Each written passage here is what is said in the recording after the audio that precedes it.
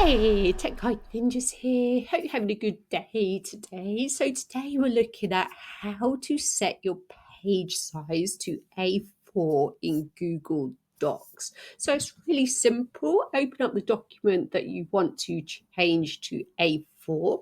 Then we're going to click in the top left-hand corner on File. Then I'm going to scroll right to the bottom where it says Page Setup. Click on there. And this is where you can change the size of your document.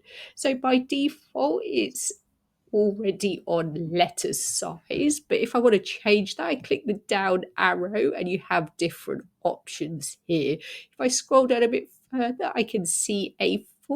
So all I need to do is click on there, click OK, and my document has been changed to A4 size.